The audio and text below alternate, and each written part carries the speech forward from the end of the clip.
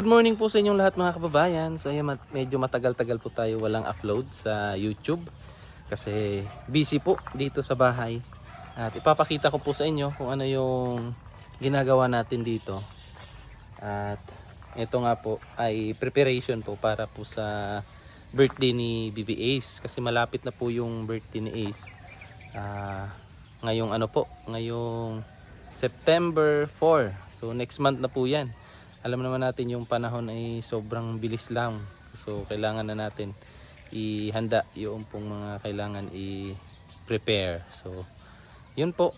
Kaya medyo matagal-tagal tayo walang upload. Kasi busy sa pag-handle sa mga ginagawa po dito sa bahay. So nilubos-lubos ko na po habang wala pa tayong mission doon sa bundok. Habang andito tayo sa bahay. So nilubos-lubos ko na. At pinagawa ko na yung anong dapat gawin para pagdating sa araw ng kanyang birthday ay wala nang problema. So konti na lang yung yung gagawin. So ito, samahan niyo ako mga kababayan kasi may mga ilan pa kaming gagawin dito. At ipapakita ko sa inyo yung mga ginawa namin dito na yung dahilan kung bakit wala tayong upload sa ilang araw. So tara, samahan niyo ako mga kababayan.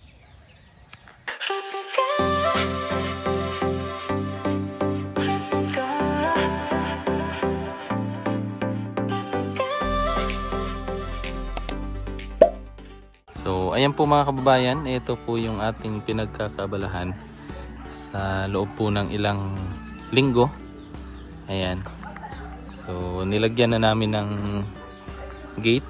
Yang ano lang yung gamit namin, yung cladding para medyo magaan.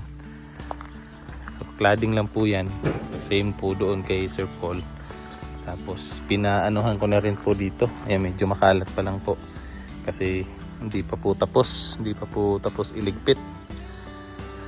Pero yung sahig dyan, naka-flooring na po yan. Nung nakaraan kasi lupa lang po. So kapag ka naglilinis ako ng bahay, naglilinis sa sasakyan, sa motor, marumi. So napaka-putik. At least ngayon, nakasemento na yan. So dito namin kumbaga dito gaganapin yung pong birthday ni Bibi Ace next month. Kaysa naman pupunta pa kami ng dagat, yung mga ganon. Gastos kasi yun. Tapos limited lang yung pwede natin isama. So dito, pwede lahat. Invited lahat. Yung PB team kasi ninong tsaka ninang yung PB team dito mga kababayan kay Bibi Ace. So yun, nagpagawa rin ng doon ng yung kulay orange na anong tawag dyan, yung parang PVC. Yan, pinalagyan namin dyan para hindi tumulo lang doon sa labas yung pag umuulan. Kasi doon kasi ay hindi na sa atin, sa likod. May nakabili na dyan. Tapos kapag pumunta doon ng tubig, nakakahiya naman. Baka pagmulan pa ng away. Kaya ayan, pinalagyan ko para malinis din. Tapos eto, di pa to tapos kasi may mga kailangan pa pinturahan. Pag hindi kasi ito napinturahan mga kababayan, kakalawangin to. Kaya kailangan natin yan mapinturahan.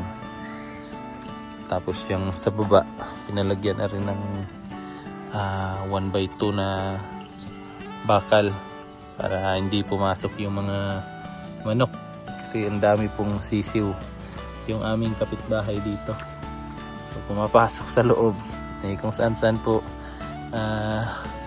matae. So yan, may malunggay pa si Mrs. dyan na tanim. Mahilig kasi si Mrs. magtanim-tanim. So, ito po yung pinagkakaabalahan natin. Ayan po. Pasok tayo dito sa loob. Ayan. So, naka-flooring na yan. Okay na po yan dyan. May mga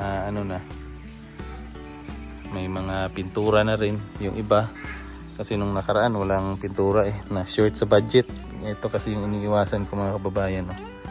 May mga kalawang ba. Kasi pag napabayaan natin yan, kakalat yan. So mabilis masira yung ating gate or yung ating ang tawag dyan, screen. So yan, may mga kailangan pa i-retouch, mga ganyan. So marami pa. Ito hindi natanggal yung malaking bato kasi may bato to na sobrang laki dito. I-try namin na tanggalin, hindi talaga kaya. Kaya dyan na lang yan siya. Yan si kuya, nagmi-mix siya ng ng pintura kasi magpipintura kami ngayon. Magre-retouch kami. Nung nakaraan, ilang tao sila dito? 6 katao yung nag-flooring sa na to kasi medyo malawak po siya. Medyo malawak po to. Kaya kailangan maraming tao. Wala naman tayong pang-arkila ng ng mixer. Mahal 'yon. Kaya mano-mano. Sanay naman to sa trabaho sila kuya. Halo kami ng pintura. Para iwas kalawang. Daghan pa na iya? Gamay na lang? Kasigo pa na? Yan, ito si kuya pala ang papa ng misis ni Junjun. Junjun TV. Siya na lang yung inano ko para makasave din tayo. Tapos makatulong din sa kanya.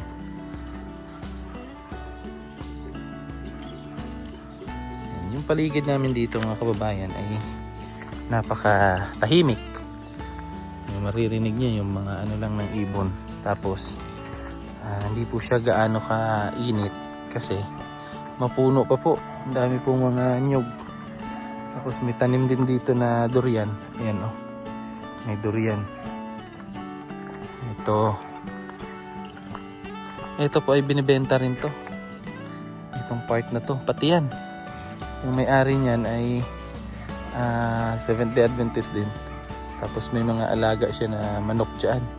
Pero yung nabalitaan ko po ay binibenta din daw yan.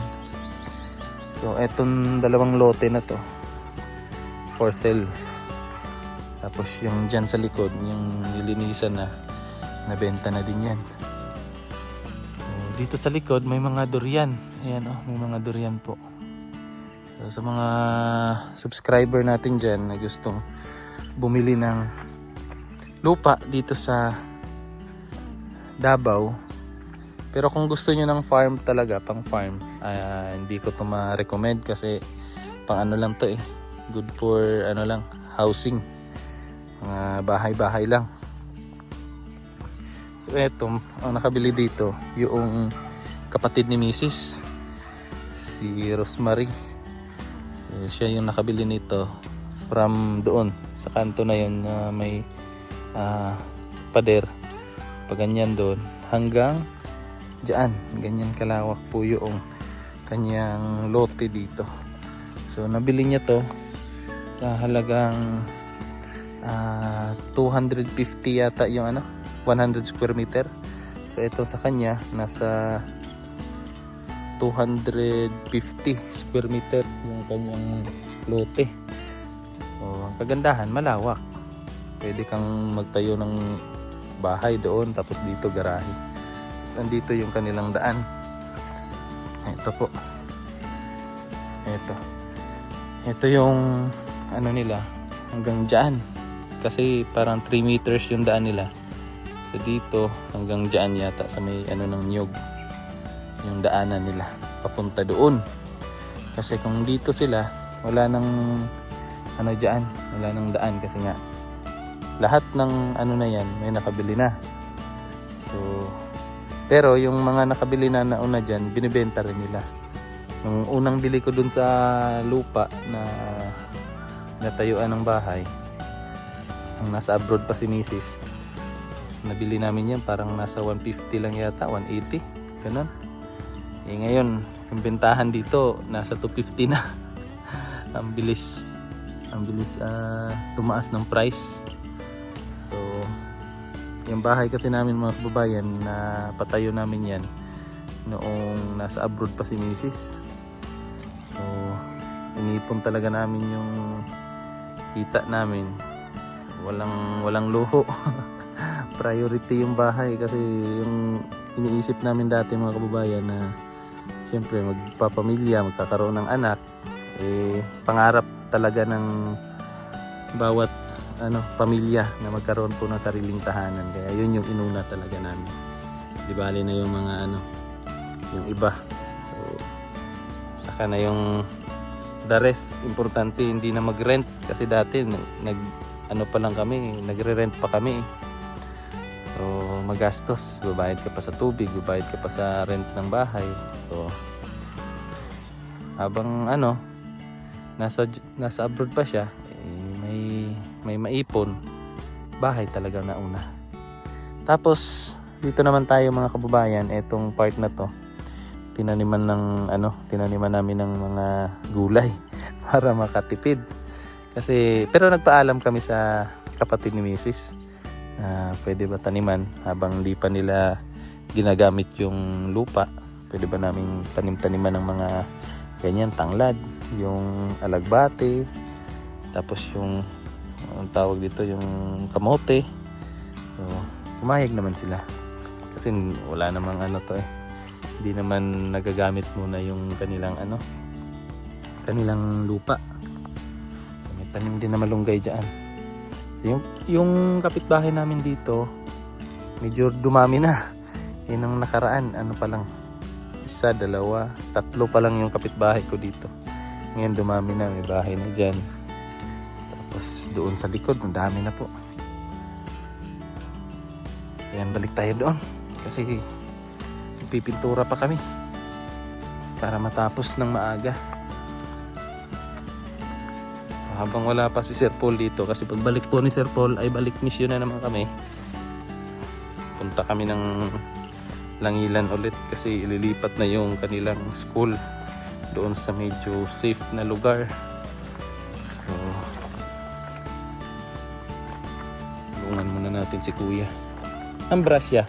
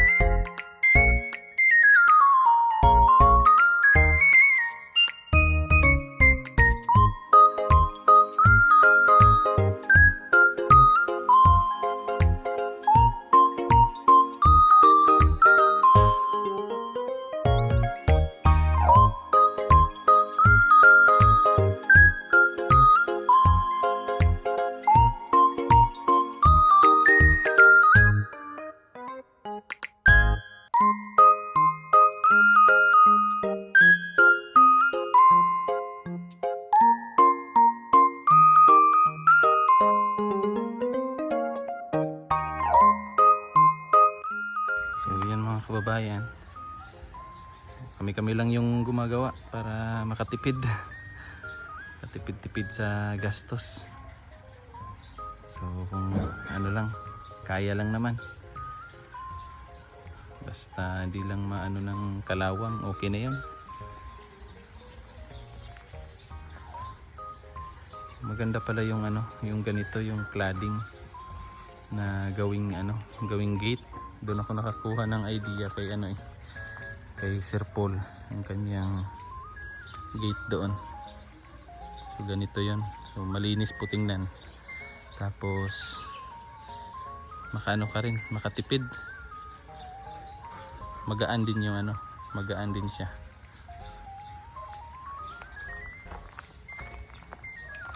So yun po mga kababayan. Ito naman po ay pinapalagyan ko ng ano, ng harang diyan para kasi may nakabili na sa kabila. Para ano na rin, privacy ba. Tapos papalagyan ko yan ng bubong. Kasi yung mga isda natin dito, kawawa pag nainitan. Ayan yung isda ko.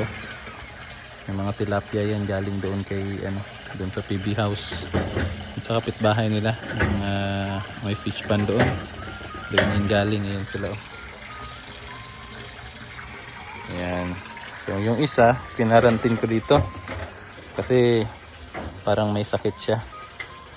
Tapos nahabol siya ng ano, hinahabol siya noong tilapia. Nasugat yung gilid, nanghihina siya. So dyan muna siya, nakahiwalay. So si pare lang yung gumagawa dito, yung aming kumpare, para tipid. Oo. Tapos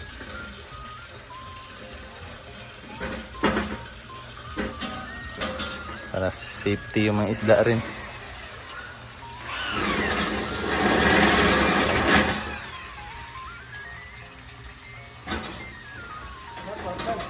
Shout out. Yeah. Shout out. shout out si ano ba, si Langlang.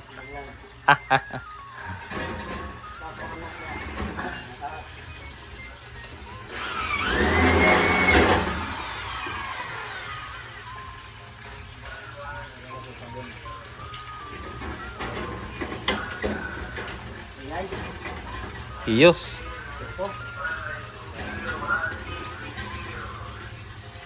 Yun lang po mga kababayan, no? At dito ko na lang po tatapusin itong ating vlog. Pinasilip ko lang sa inyo yung pinagkakabisihan natin, kaya wala tayong upload. So ito yung pinagkakabisihan natin, yung pong pagpapagawa nitong parking dito sa likod ng bahay. Kasi dito na lang namin i-celebrate yung pong 1-year-old ni PB Ace para makatipid. Kasi kung lalabas pa nga, mas malaki yung gastos, tapos limited lang yung tao na pwedeng pumunta. So dito, only kung sinong gustong pumunta.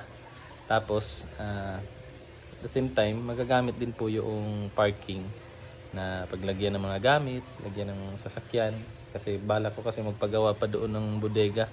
Ang dami kasing gamit ni BBAs na ang bilis na paglumaan ba.